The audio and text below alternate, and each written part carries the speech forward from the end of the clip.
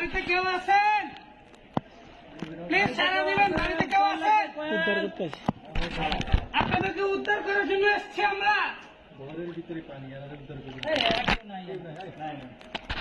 Coil লাগবে, coil.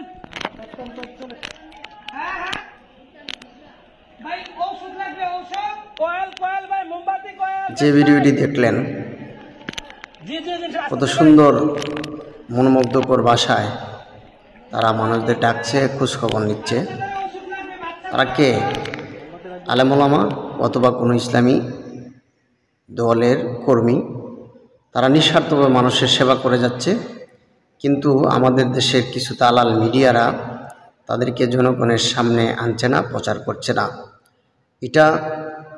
এটাও একটা বৈষম্যের শিকার। এই দেশের আলেম ওলামারা সব সময় দুর্যোগের সময় তারা সবার আগে থাকে।